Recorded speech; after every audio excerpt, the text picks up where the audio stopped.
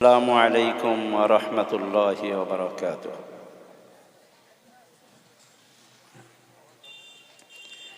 نحمده ونستعينه ونستغفره ونؤمن به ونتوكل عليه ونعوذ بالله من شرور أنفسنا ومن سيئات أعمالنا. من يهده الله فلا مضل له ومن يضلله فلا هادي له. ونشهد أن لا إله إلا الله وحده لا شريك له. ونشهد أن سيدنا ونبينا ومولانا محمدا عبده ورسوله صلى الله تعالى عليه وعلى آله وصحبه وبارك وسلم. أما بعد، فأعوذ بالله من الشيطان الرجيم. بسم الله الرحمن الرحيم. يا أيها الناس اعبدوا ربكم الذي خلقكم من نفس واحدة وخلق منها زوجها وبث منهما رجالا كثيرا ونساء واتقوا الله الذي تساءلون به والأرحام إن الله كان عليكم رقيبا. صدق الله العظيم. শ্রদ্ধেয় আজকের সভার সভাপতি, স্টেজে উপস্থিত আমাদের শুধুমাত্র জেলার নয়, বঙ্গবিখ্যাত পীরে কামেল, যার সুদৃষ্টি ও পদধূলিতে 24 পরগনা তথা বাংলার মাটি উর্বর হয়েছে, তাঁরই সুযোগ্য সন্তান হযরত মৌলানা আব্দুস সালাম হাক্কানী সাহেব। এরকম মুরব্বীদের সরপরস্তিতে আমরা আরো অগ্রসর হতে পারবো ইনশাআল্লাহ। আজকের সভা মাদ্রাসার উন্নতি কল্পে অনেক যোগ্য বিজ্ঞ বক্তা আমাদের সম্মুখে আছেন। যতই শীতের প্রকোপ বাড়ুক না কেন, আমরা তাদের মূল্যবান বক্তব্য শুনব, তার উপরে আমল করার চেষ্টা করব। তার পূর্বে যেহেতু বড় মানুষরা আসবেন, পূর্বেই কিছু প্রারম্ভিক কথা আপনাদের সম্মুখে রাখার চেষ্টা করব। আল্লাহ তাআলা আমাকে, আপনাকে, সকলকেই কোরআন ও সুন্নাতের অনুসারী হিসাবে জীবন গড়ে তোলার তৌফিক দান করুন, বলি আমিন। আজকে মাদ্রাসার প্রাঙ্গণে আমরা বসে আছি। শীতের প্রকোপকে উপেক্ষা করে মাদ্রাসার উন্নতি সাধনে এই দ্বীনি জলসার ভূমিকা আমরা নিয়েছি। আল্লাহ তাআলা আমাদের এই ভূমিকা নেওয়াকে কবুল করুন। মাদ্রাসা শব্দটা বর্তমানে শুনলে অনেক বন্ধুদের আতঙ্ক মনে হয়। শুধুমাত্র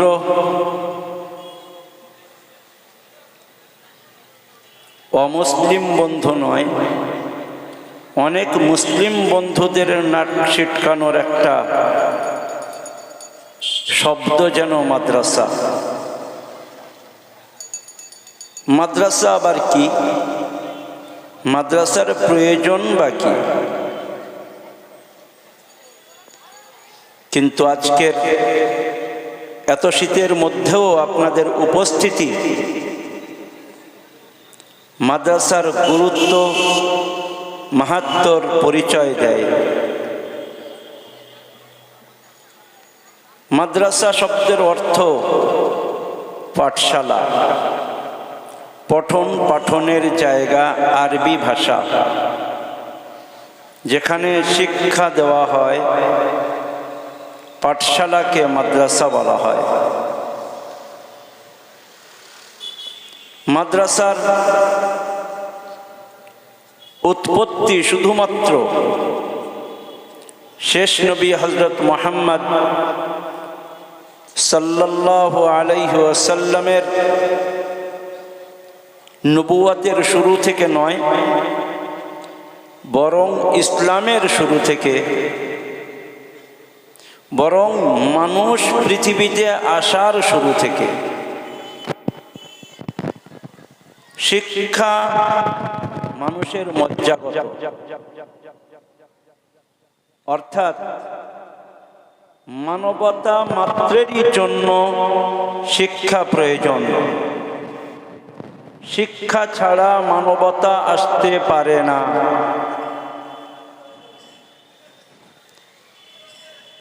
মানব জীবনকে কোন পথে পরিচালিত করবে তার গতিপথ নির্ধারিত করে শিক্ষা। তাই শিক্ষা প্রতিষ্ঠান, শিক্ষা ব্যবস্থা, শিক্ষা প্রণালী প্রতিটি জাতির জন্য আবশ্যক। প্রথম মানুষ হিসাবে পৃথিবীতে যিনি এসেছিলেন, যাকে আমরা আদম বলি, আমাদের দাদারা তাকে মনু বলেন। মনু থেকে মানুষ, আদম থেকে আদমি। সেই আদম আলাইহিস সালাম ভারতবর্ষেই এসেছিলেন। তাই ভারতবর্ষের মাটি পৃথিবীর প্রথম মানবতার পীঠস্থান। যেহেতু তিনি নবী ছিলেন, প্রথম মানুষ তো বটেই, সঙ্গে নবীও ছিলেন। মানুষ হিসাবে পৃথিবীতে আগমন এবং নবী হিসাবে পৃথিবীতে আগমন, আর যে স্থান তার জন্য মনোনীত করা হয় সেটা ভারতবর্ষ। তাই আমরা ভারতবাসী হিসাবে গর্বিত যে পৃথিবীর আদি পিতার বাসস্থান হিসাবে যে জায়গা বিশ্ব সৃষ্টিকর্তা নির্ধারিত করেছেন, আমরা সেখানকারই অধিবাসী। আদম আলাইহিস সালাম পৃথিবীতে আসার পর মানুষের সংখ্যা ক্রমাগতভাবে বাড়তে চলেছিল। তাই মানুষের চাহিদা মতো প্রয়োজনীয় আসবাবপত্রের যে চাহিদা দেখা দিয়েছিল, সেটা পরিপূরণ করার যে পদ্ধতি, সে পদ্ধতিও তিনি শিখিয়েছিলেন বিশ্ব প্রতিপালকের নির্ধারিত রাস্তায়। চাষবাস থেকে নিয়ে, ঘরদোর বানানো থেকে নিয়ে, খাওয়া দাওয়ার পদ্ধতি প্রণালী থেকে নিয়ে, কাপড় চোপড় বানানো এবং পরার পদ্ধতি থেকে নিয়ে, মানুষের জীবন অতিবাহিত করার সমস্ত প্রয়োজনীয় জিনিস তিনি শিখিয়েছেন। নবীদের ক্রমাগত আগমন মানুষকে মানুষ রূপে পৃথিবীতে অবস্থান করা যে শিক্ষা, এটা নবীদের মাধ্যমেই এসেছে। কারণ নবীগণ মানুষের মানবতাই শিক্ষা দিতে আসেন। মানবতা ছাড়া মানুষ সামাজিক জীব হিসাবে বাস করতে পারে না, বন্য পশুর সদৃশ হয়ে যায়।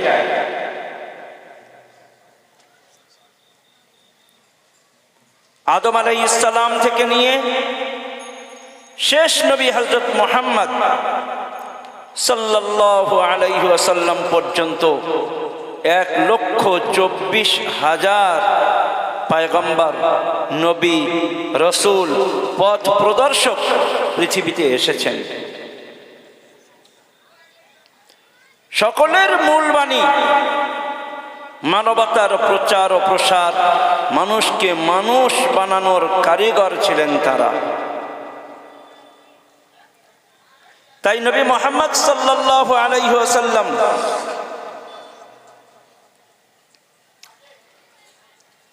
পৃথিবীতে যখন জন্মগ্রহণ করেন, তখন তিনি এতিম হয়ে জন্মগ্রহণ করেন, অনাথ হয়ে জন্মগ্রহণ করেন। কিছুদিন পরে তার মাও ইন্তেকাল করেন। কিছুদিন পরে দাদাও ইন্তেকাল করেন। চাচার কাছেই লালিত পালিত হন, অর্থাৎ এক অনাথ শিশু এমন এক বর্বর যুগে এবং বর্বরতার আখড়া যে জায়গা, সেখানেই জন্মগ্রহণ করেছেন, সেটা মক্কা নগরী। যখন নাকি মানুষ হিসেবে পরিচয় পেত না, খুন তাদের কাছে সাধারণ ব্যাপার ছিল, লড়াই যেন তাদের কাছে নেশা ছিল। মদ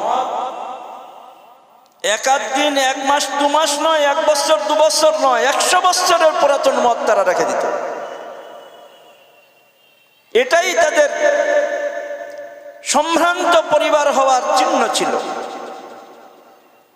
ব্যভিচার বলতেই হতো না, ব্যভিচারের কম্পিটিশন হতো পুরুষ মহিলা। তো খুন, মদ, জুয়া, ব্যভিচার, সুদ, শুধু সুদ নয়, সুদের সুদ, তার সুদ। পৃথিবীতে এমন কোনো অপকর্ম নেই যে অপকর্ম তখন মক্কা নগরীতে হতো না। এইরকম মুহূর্তে শেষ নবী, অর্থাৎ পৃথিবীতে মানবতার দিশারি হিসাবে যে সমস্ত মানুষগণ এসেছিলেন, তাদের শেষ পথ প্রদর্শক হযরত মুহাম্মদ সাল্লাল্লাহু আলাইহি ওয়াসাল্লাম, তার চোখ খোলার পর থেকে তিনি শুধু এই অত্যাচারগুলো দেখে এসেছেন, খুন দেখে এসেছেন, ব্যভিচার দেখে এসেছেন। ভালোর কোনো চিহ্ন তিনি দেখতে পাননি, শিক্ষার কোনো আলো তিনি দেখতে পাননি।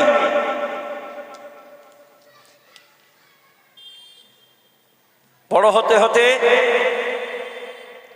যখন তার বয়স 25 হলো, তিনি এক বিধবা মহিলাকে বিয়ে করেন।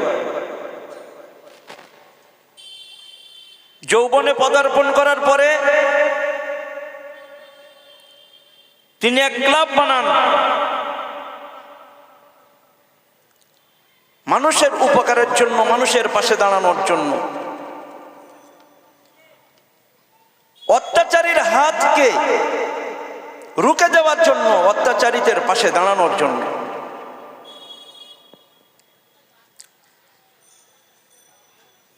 যখন তার বয়স 40 হয়,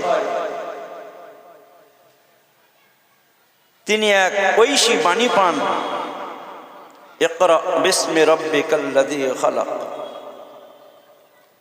খালাকাল ইনসানা মিন আলাক, ইকরা ওয়া রাব্বুকাল আকরাম আল্লাযী আল্লামা বিল কলম আল্লামাল ইনসানা মা লাম ইয়ালাম। 5টি আয়াত অবতীর্ণ হয়।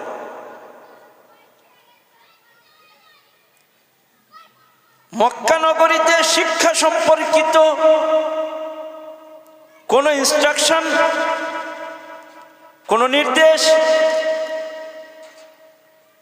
এটা তাদের কাছে আশ্চর্যের।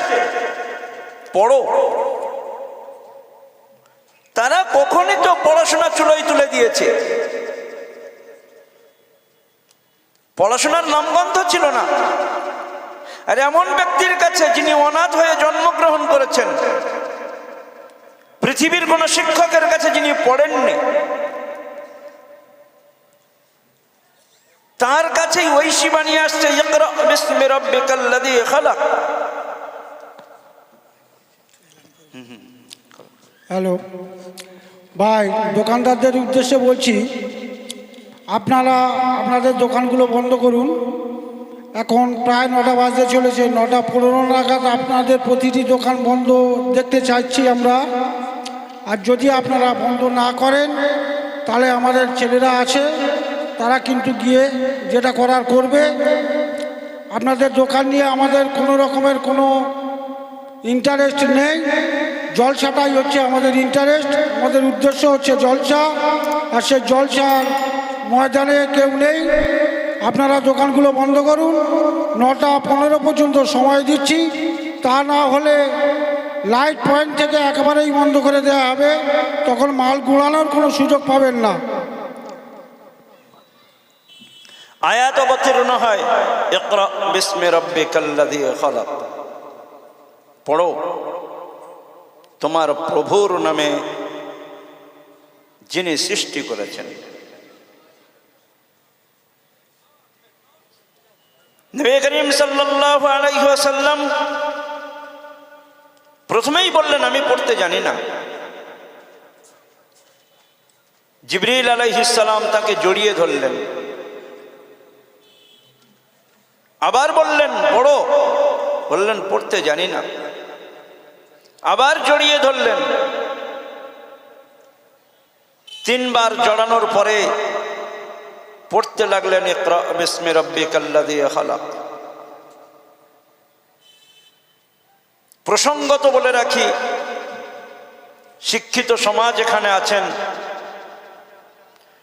আজকের দুনিয়া যে চাইল্ড সাইকোলজি দিয়েছে, শিশু মনোতত্ত্ববিদ্যা দিয়েছে, জিবরিল আলাইহিস সালাম আল্লাহ রাসূল সাল্লাল্লাহু আলাইহি ওয়াসাল্লামকে যখন বলছেন পড়তে জানি না, তখন বুকে জড়িয়ে নিচ্ছেন। যে ছাত্র পড়াশোনা করতে পারে না, শিক্ষক তার সঙ্গে কেমন ব্যবহার করা দরকার সেটা কোরআন শিখিয়েছে। কোরআন থেকেই চাইল্ড সাইকোলজি এসেছে। বাচ্চাদের সঙ্গে কেমন ব্যবহার করলে তারা পড়তে পারবে। 3 বারের পরে যখন পড়লেন,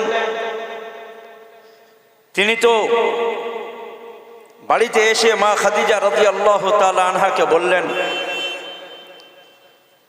খাদিজা আমার ভয় করছে।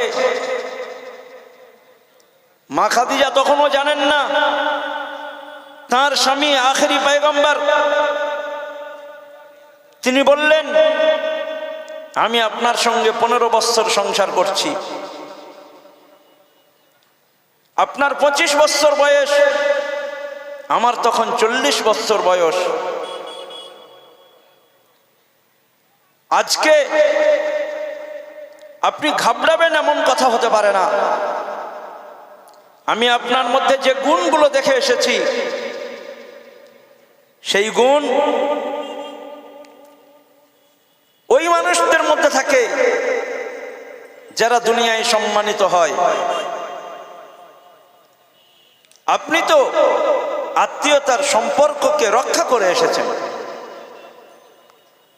আপনি তো অসহায়ের পাশে দাঁড়িয়ে এসেছেন। আপনি যার কিছু নেই তার জন্য ইনকাম করেছেন, আপনি আতিথেয়তা করেছেন, আপনি প্রাকৃতিক দুর্যোগে মানুষের পাশে দাঁড়িয়েছেন। অর্থাৎ এই 5 কাজ আমি দেখে এসেছি যারা করে এসেছে তারা পৃথিবীতে কখনো অসম্মানিত হয়নি, তাদের মুখ সব সময় উজ্জ্বল হয়ে থেকেছে। আপনি ঘাবড়াবেন না। নবী তো পরে হয়েছেন, 40 বছর বয়সে নবুয়তের ঝান্ডা এসেছে। হযরত মুহাম্মদ সাল্লাল্লাহু আলাইহি ওয়াসাল্লাম 25 বছর বয়সে তিনি যখন একজন বিধবাকে বিয়ে করেন, পৃথিবীর ইতিহাসে বিরল। আজকে অনেকেই বিধবা বিবাহ প্রচলনের কৃতিত্ব কারোর মাথায় তুলে দেন। তাদের ভাবা উচিত বিধবা বিবাহের প্রবর্তন হযরত মুহাম্মদ সাল্লাল্লাহু আলাইহি ওয়াসাল্লাম 25 বছরের বয়সের আরবের যুবক হয়ে দেখিয়ে দিয়েছেন। শুধুমাত্র থিওরিক্যাল নয়, বরং প্র্যাকটিক্যালে দেখিয়েছেন যে বিধবাদের পাশে দাঁড়াতে হয়, অসহায়ের পাশে দাঁড়াতে হয়, প্রাকৃতিক দুর্যোগে মানুষের পাশে দাঁড়াতে হয়, সহায় সম্বলহীন মানুষদের জন্য ইনকাম করতে হয়, আত্মীয়তার সম্পর্ককে রক্ষা করতে হয়। এই সমস্ত গুণগুলো তিনি মক্কা নগরীর বর্বর জাতিদের সামনে পেশ করেছিলেন। তাই তো তাদের সামনে তিনি আমিন সাদিক হিসাবে আখ্যায়িত হয়েছিলেন। কিছুদিন পরে আবার আয়াত অবতীর্ণ হয়, ইয়া আইয়ুহাল মুদ্দাসসির কুম ফাআনজির রাব্বাকা ফাকাব্বির ওয়া সিয়াবাকা ফাতাহির আর-রুজসা ফাহজুর ওয়া লা তামনুন তাস্তাকসির ওয়া লিরাব্বিকা ফাসবির। ইয়া আইয়ুহাল মুদ্দাসসির, চাদর গায়ে দিয়ে শুয়ে আছো, উঠে পড়ো, মানুষকে ভয় দেখাও। মানুষ যেন নির্ভয় হয়ে রয়েছে, তার যেন কোনো জায়গায় হিসাব দিতে হবে না। ব্যভিচারে লিপ্ত,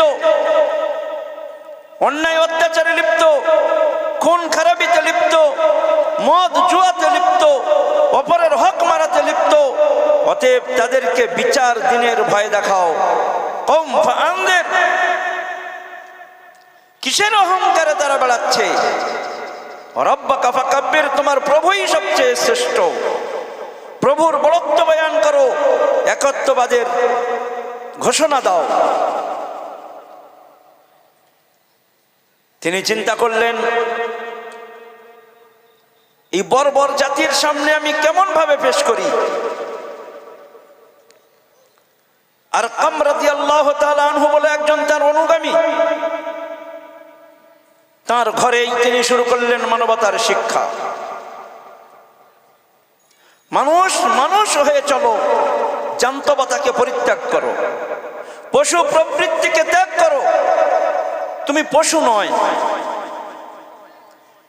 মানুষ পশুর পাশে দাঁড়াতে ভয় করে, কোথায় লাথি মারবে, কোথায় শিং মারবে। কিন্তু মানুষ, তুমি তো এমন হয়ে গিয়েছো যে কোনো মানুষ তোমার পাশে দাঁড়াতে ভয় করছে, জানে খুন করবে বা লুট করবে বা ব্যভিচার করবে বা ধর্ষণ করবে। এই প্রবৃত্তি পরিত্যাগ করার জন্য তিনি আরকাম নামক এক অনুগামীর ঘরে পাঠশালা কায়েম করলেন। এসো, মানবতা শেখো। এটাই হচ্ছে শেষ নবী হযরত মুহাম্মদ সাল্লাল্লাহু আলাইহি ওয়াসাল্লামের মাদ্রাসা, এটাই পাঠশালা। এখান থেকেই মানবতার শিক্ষার শুরু। আজকে মাদ্রাসার নাম শুনলে কেউ আটকে ওঠে, কেউ সন্ত্রাসের আঁতুড় ঘর বলে, কেউ বা মাদ্রাসা বন্ধ করার চেষ্টা করে। আমার অনেক মুসলিম শিক্ষিত সমাজও মাদ্রাসা দেখলে নাক ছিটকায়। মাদ্রাসার উৎপত্তি, মাদ্রাসার পাঠদান, মাদ্রাসার উদ্দেশ্য সম্পর্কে তাদের জানা দরকার। মাদ্রাসা কোন পরিস্থিতিতে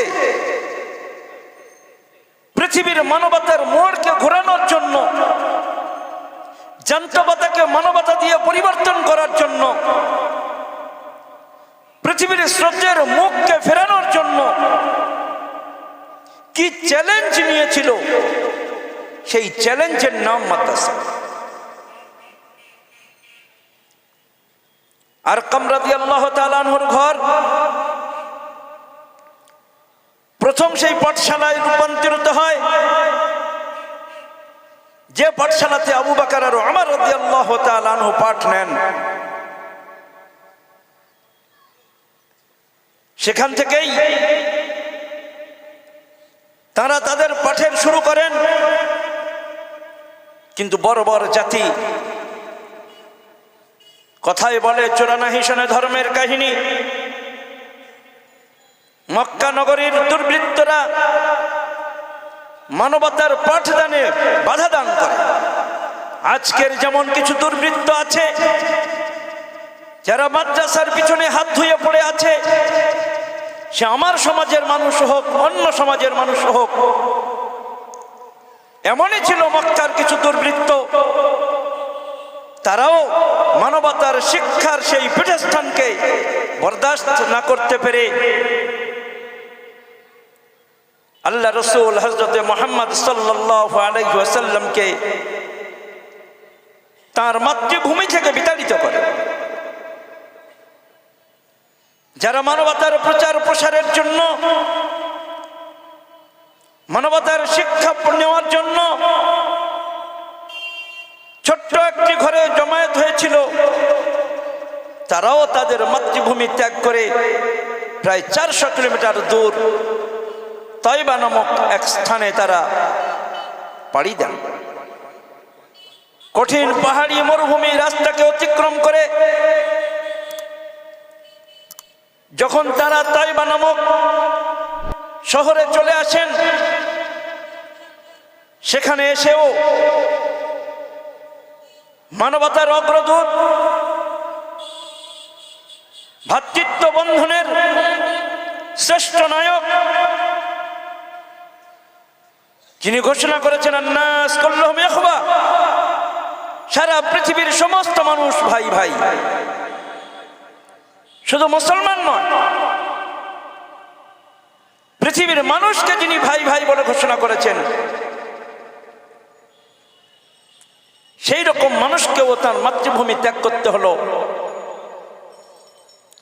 ওই জান্তবতা প্রেমী মানবতার দুশ্মনদের কারণে। কিন্তু ক্ষান্ত হননি তিনি। 40 বছর বয়সে মানবতার ডাক দিতে গিয়ে যাকে বাধাপ্রাপ্ত হতে হয়, 53 বছর বয়সে আবার তিনি মাতৃভূমি ত্যাগ করে প্রায় 400 বা তার অধিক কিলোমিটার দূরে এসে আস্থা গাড়েন। সেখানেও তিনি শিক্ষা প্রতিষ্ঠান কায়েম করেন, যার নাম মাদ্রাসা। সেই মাদ্রাসায় আবার পাঠদান শুরু করেন। সেখানেও তিনি ঘোষণা করেন মানুষ সকলেই ভাই ভাই। আমি শুরুতে ওই জন্য আয়াত পড়েছি, ইয়া আইয়ুহান নাস উবুদু রাব্বাকুম, ও মানুষ সকল তোমার প্রভুকে স্মরণ করো, মানুষ সকল তোমার প্রভুকে স্মরণ করো। কোরআন শুধু মুসলমানকে বলেনি, কোরআন মানুষকে ডাক দিয়েছে, মানুষ তুমি মানবতা ইখতিয়ার করো, মানবতাই তোমার জন্য প্রযোজ্য, তোমার জন্য জান্তবতা প্রযোজ্য নয়। তুমি জন্তু জানোয়ার নয়। জন্তু জানোয়ার যেখানে খুশি ব্যভিচার করে, জন্তু জানোয়াররা একে অপরকে শিং মারে, জন্তু জানোয়ার একে অপরকে লাথি মারে, জন্তু জানোয়ারদের মধ্যে দয়ার উদ্রেক হয় না, একে অপরকে ছিঁড়ে খায়। তুমি তো মানুষ, তোমার মধ্যে মানবতা থাকা দরকার। চলে এসো। পাঠ শুরু করার পর যখন তার অনুগামীরা মানবতার উচ্চ শিখরে পৌঁছানোর চেষ্টা করছেন, আবার সেই দুর্বৃত্তদের পক্ষ থেকে আক্রমণ। না, এত দূরে এসেও শান্তিতে তাদের বসবাস করতে দেব না, মানবতার বিস্তার হতে দেব না। আজকেও যেমন কিছু মানুষ মনে করছে মাদ্রাসা থেকে যে মানবতার ডাক আসছে সেটাকে টুটি চেপে ধরো, যেমন ভাবেই হোক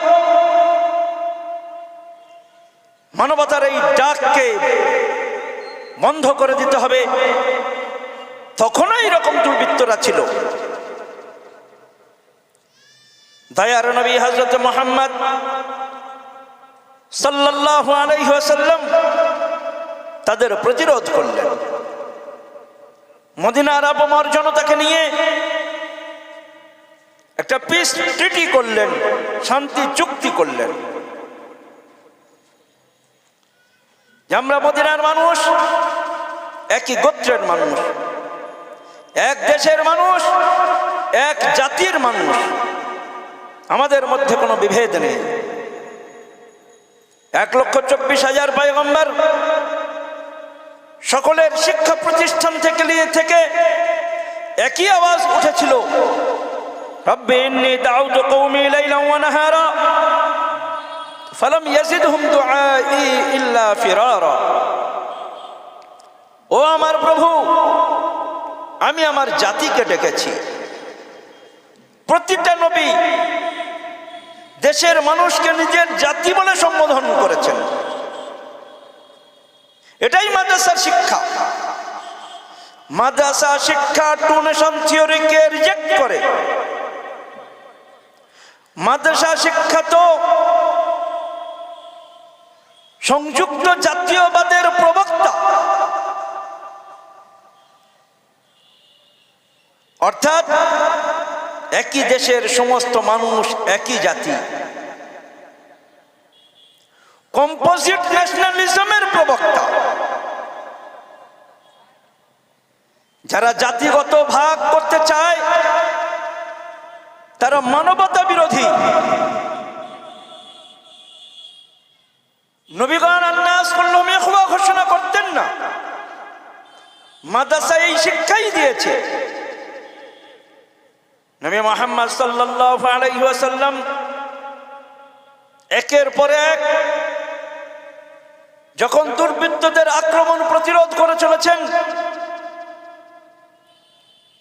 শেষ পর্যন্ত এক সন্ধি হয়, যার নাম হুদাইবিয়ার সন্ধি। ছোট হয়ে, নিচু হয়ে সমস্ত কন্ডিশনকে মেনে নিলেন যে না, যুদ্ধ বিগ্রহ নয়, শান্তি প্রতিষ্ঠা করার লক্ষ্যে অনেক সময় কুরবানি দিতে হয়, ছোট হতে হয়। আজকে ভাই ভাই লড়াই হয় আমাদের।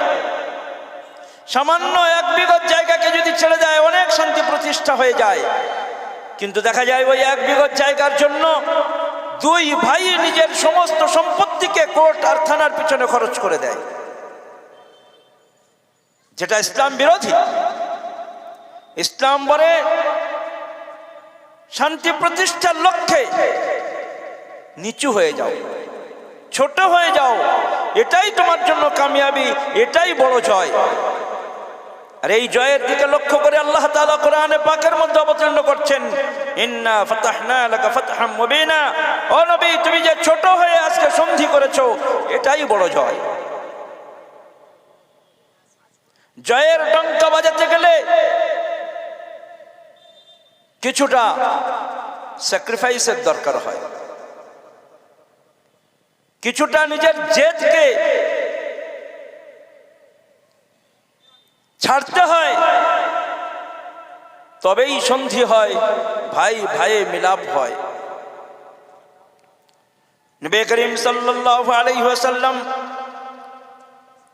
দেখলেন তারপরেও তারা সন্ধি ভঙ্গ করে দেয়। ওদিকে 13 বছর অত্যাচারিত, আবার মাতৃভূমি ত্যাগ করে এসেও দীর্ঘ 8 বছর ধরে আক্রমণের পরে আক্রমণ, মানবতার প্রচার প্রসারে বাধা, শিক্ষা প্রতিষ্ঠানে বাধা, মানুষকে মানুষ রূপে তৈরি করার লক্ষ্যে যে এগোনোর রাস্তা ছিল সমস্ত ক্ষেত্রে প্রতিবন্ধকতা, আবার সন্ধি ভঙ্গ। তাই তিনি সিদ্ধান্ত নিলেন এই দুর্বৃত্তদের মানবতার ডাকের জন্য সেখানে অভিযান করা দরকার। তিনি মক্কা বিজয়ের উদ্দেশ্যে অভিযান করলেন। রাস্তায় তিনি ঘোষণা করলেন, আল ইয়াউম ইয়াউমুল মারহামা, আজকে তো দয়া দাক্ষিণ্যের দিন। কাদের সম্পর্কে দয়া দাক্ষিণ্যের দিন ঘোষণা করছেন? যারা 13 বছর অত্যাচার করেছে, মাতৃভূমি পরিত্যাগ করতে বাধ্য করেছে, দূরে এসে বসবাস করাতেও অতিষ্ঠ করে তুলেছে, এরকম দুর্বৃত্তদের সঙ্গে যুদ্ধের সময় ঘোষণা করছেন আজকে তো দয়া দাক্ষিণ্যের দিন। আজকের শিক্ষিত সমাজকে একটা ধাক্কা দিয়ে দিচ্ছে এই আবেগ, এই ঘোষণা। যারা নিজেদের শিক্ষার ডঙ্কা বাজাচ্ছে, পাশ্চাত্য সভ্যতার শিক্ষক রূপে নিজেদেরকে প্রতিষ্ঠা করার চেষ্টা করেছে, মনে করছে আমরা টেকনোলজিতে, বিজ্ঞানের চর্চাতে, আবিষ্কার করার ক্ষেত্রে পৃথিবীর 1 নম্বর শিক্ষিত দেশ। যে দেশের দিকে সারা পৃথিবী তাকিয়ে তাদের টেকনোলজি নেওয়ার জন্য, তাদের কাছ থেকে শিক্ষা নেওয়ার জন্য পৃথিবীর বহু দেশ আবেগমণ্ডিত হয়ে তাদের কাছে যায়। আজকের সেই ছোট্ট একটুখানি জবরদখলের দেশ পৃথিবীর সামনে নিজেদের শিক্ষার পরিচয় দিচ্ছে। কচি কাঁচা বাচ্চা, মহিলা, বৃদ্ধ, রোগীদেরকে কতল করে, এটাই তাদের শিক্ষার পরিচয়। হাজার হাজার লক্ষ লক্ষ মানুষকে খুন করে যারা নিজেদের আধিপত্য বিস্তার করতে চায়, তারা কোন লজ্জায় বলে আমরা শিক্ষিত, আমরা এই পৃথিবীর শ্রেষ্ঠ শিক্ষার অধিকারী। জন্তু জানোয়ারও তাদের বর্বরতার কাছে হেরে যায়। এইরকম এক দেশের নাম ইসরায়েল। এইরকম এক দেশের সাপোর্ট যারা করছে তারা আমেরিকা, ফ্রান্স, ইটালি, যারা নিজেদেরকে অনেক শিক্ষিত বলে। আমরাও আজকে সেই পাশ্চাত্য শিক্ষার দিকে তাকিয়ে আছি, মনে হয় এই শিক্ষাই আমাদেরকে মানুষ রূপে গঠিত করে তুলবে। অথচ দেখা যাচ্ছে সেই শিক্ষাই সবচেয়ে জন্তু জানোয়ার করে তুলেছে তাদেরকে। অথচ পৃথিবীর ইতিহাসে মাদ্রাসার শিক্ষা দেখিয়ে দিয়েছে মানুষ কাকে বলে। নবী করিম সাল্লাল্লাহু আলাইহি ওয়াসাল্লাম ওই অত্যাচারীদেরকে শায়েস্তা করার জন্য যখন বার হয়েছেন, তখন তিনি ঘোষণা করছেন, আল ইয়াউম ইয়াউমুল মারহামা। ও পৃথিবীর শিক্ষিত সমাজ, তাকাও হযরত মুহাম্মদ সাল্লাল্লাহু আলাইহি ওয়াসাল্লামের দিকে। কেমন রণনীতি তিনি পেশ করেছেন। প্রয়োজন হতে পারে দুর্বৃত্তের সঙ্গে লড়াইয়ের জন্য, কিন্তু ঘোষণা করছেন দয়া দাক্ষিণ্যের দিন। ঘোষণা করছেন কোনো মহিলার গায়ে হাত উঠবে না। ঘোষণা করছেন শিশুর গায়ে হাত উঠবে না, বৃদ্ধের গায়ে হাত উঠবে না, যে বসে পড়বে তার গায়ে হাত উঠবে না, যে অস্ত্র ফেলে দেবে তার গায়ে হাত উঠবে না, যে চিরদিন শত্রুতা করে এসেছে সেই আবু সুফিয়ানের ঘরে যে ঢুকে পড়বে তার গায়ে হাত উঠবে না। এই রকম দয়া দাক্ষিণ্য, এ কোন শিক্ষা? এটাই বলে মাদ্রাসার শিক্ষা। পৃথিবীর চোখ খুলে যাক। আজকে যারা নিজেদেরকে শিক্ষিত বলে অহংকার ভরে পৃথিবীর কাছে দাপট দেখাচ্ছে, তাদের উচিত মাদ্রাসার শিক্ষার দিকে তাকানো। মাদ্রাসা কি দিয়েছে কওমকে? নবী করিম সাল্লাল্লাহু আলাইহি ওয়াসাল্লামের সেই ছাত্ররা যাদেরকে তিনি মাদ্রাসায় পড়িয়ে তৈরি করলেন, সেই ছাত্রদের ক্রমাগত উত্তরসূরি আজকের এই মাদ্রাসা, আজকের এই মাদ্রাসার শিক্ষক ছাত্র যখন ভারতবর্ষ ইংরেজদের পদতলে এসে গিয়েছিল, তারা যখন সিরাজউদ্দৌলাকে 1757 হত্যা করে দেয়, 1799 যখন টিপু সুলতানকে হত্যা করে, 1803 তারা ঘোষণা করে people belong to God, country to the king, administration to East India Company. খোদার জমিনে বাদশার রাজত্বে হুকুম আধিপত্য চলবে ইস্ট ইন্ডিয়া কোম্পানির। ভারতবর্ষের অপমর জনতা, তখনকার সময়ের প্রায় 3 কোটি জনগণ, কারোর মুখে টু শব্দ করার শক্তি হয়নি। তখন যে ব্যক্তি ইংরেজদের চোখে চোখ রেখে ঘোষণা করেছিলেন মুসলমানদের জন্য যেমন নামাজ ফরজ, রোজা ফরজ, হজ ফরজ, যাকাত ফরজ, তেমনি ইংরেজদের বিরুদ্ধে জিহাদ করা ফরজ, এটা ওই মাদ্রাসা পড়ুয়া ছাত্র আব্দুল আজিজ দেহলভী রহমতুল্লাহ আলাইহি। এটা কোনো স্কুল কলেজের পড়া ছাত্র নয়। কাপুরুষতা শিক্ষা দেওয়া হয় না মাদ্রাসায়, দেশদ্রোহিতা শিক্ষা দেওয়া হয় না মাদ্রাসায়, দেশভক্তি শিক্ষা দেওয়া হয় মাদ্রাসায়, দেশের জাতীয়তাবাদ শিক্ষা দেওয়া হয় মাদ্রাসায়। দেশকে অখণ্ড রাখার জন্য, দেশের জনগণকে স্বাধীন করার জন্য যিনি ঘোষণা দেন, তিনি মাদ্রাসার ছাত্র আব্দুল আজিজ দেহলভী। লড়াই চলতে থাকে সেই 1803 নয়, 1757 থেকে নিয়ে লম্বা লড়াই। যখন এই লড়াইয়ের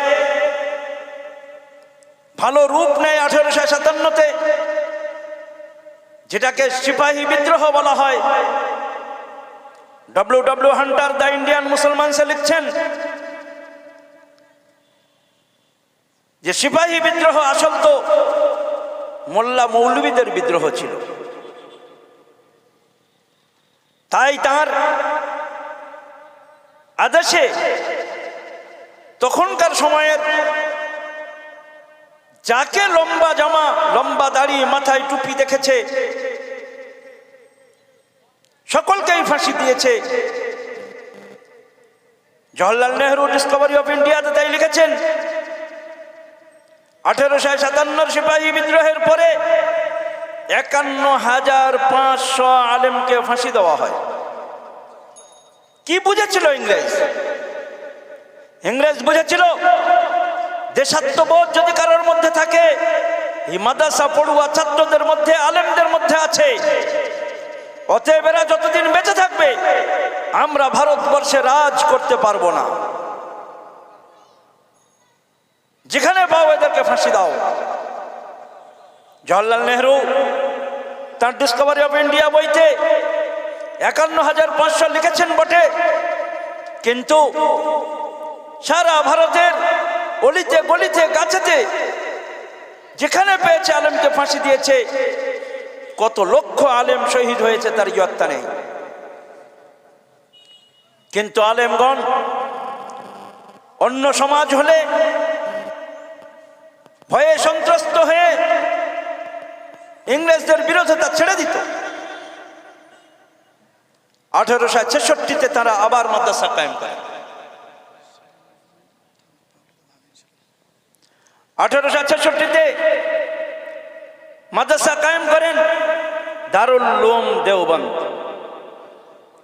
সেই দেওবন্দ মাদ্রাসার প্রথম ছাত্র মাহমুদ হাসান দেওবন্দি, তিনি এমন এক আন্দোলন করলেন, সিল্ক লেটার মুভমেন্ট নামক রেশমি রুমাল আন্দোলন। এই আন্দোলন করতে গিয়ে তিনি ধরা পড়েন, মাল্টার জেলে 3 বছর 7 মাস বন্দী থাকেন। তার সেই বন্দি থাকা অবস্থায় অত্যাচার করা হয়। তারপরে যখন ফিরে আসেন তখন তিনি চিন্তা করলেন সশস্ত্র আন্দোলন ছেড়ে দিয়ে অহিংস আন্দোলন চালানো দরকার। তাই মোহনদাস করমচাঁদ গান্ধীকে নেতা হিসাবে নির্বাচিত করেন এবং মাদ্রাসা পড়ুয়া আলেম মৌলানা আব্দুল বারী রহমতুল্লাহ আলাইহি মোহনদাস করমচাঁদ গান্ধীকে আব্দুল বারী মহাত্মা গান্ধী উপাধি দেন। আর মাদ্রাসা পড়ুয়া ছাত্রদের তখনকার সময়ে 1 পয়সা 2 পয়সা চাঁদার পয়সা মহাত্মা গান্ধীর হাতে 1 লক্ষ টাকার থলি তুলে দেওয়া হয়। আজকে অনেকেই মাদ্রাসা সম্পর্কে অনেক মন্তব্য করতে পারি, কিন্তু ওই মহাত্মা গান্ধী যখন দেশ স্বাধীন হয় তখন বলেছিলেন আমার সামনে কোনো হিস্টোরিক্যাল পারসন নেই যে যার অনুসরণ করে আমি দেশ চালাতে বলবো। আমার সামনে ঐতিহাসিক চরিত্র হিসাবে আবু বকর আর ওমরের চরিত্র আছে, অতএব তাদের মতোই রাষ্ট্রপতি হওয়া দরকার, প্রধানমন্ত্রী হওয়া দরকার।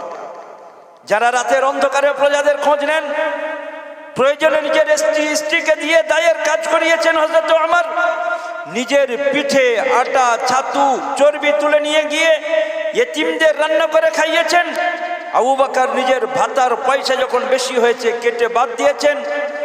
ওমর ইবনে আব্দুল আজিজ এমন খলিফা ছিলেন যে 1 মাসের ভাতা তাকে অগ্রিম দেওয়া বলাতে খাজানচি বলেন আপনার 1 মাস বাড়তি যে মাইনে দেব আপনি লিখে দেন যে আরো 1 মাস আপনি খলিফা থাকবেন বা আপনি বেঁচে থাকবেন।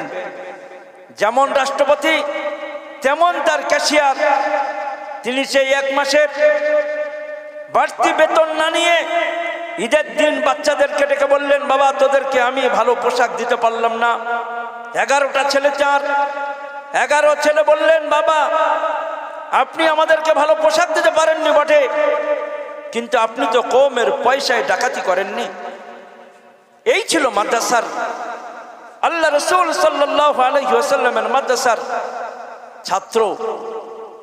আর তারই উত্তরসূরিরা আজকের দিনের যে মাদ্রাসা চালাচ্ছে অতি কষ্ট ক্লেশ করে, মানুষের হাজার লাঞ্ছনা বঞ্চনা সহ্য করেও পড়ে থাকা গরিব ইয়েতিম বাচ্চাদেরকে মানুষ করার জন্য আজকে এরা যদি লাঞ্ছনা গঞ্জনা সহ্য না করে মনে করে যে আমরা কোথাও রাজমিস্ত্রির কাজ করব, দর্জির কাজ করব, পান দোকান খুলে বসে থাকবো, এদের রুজির অভাব হবে না।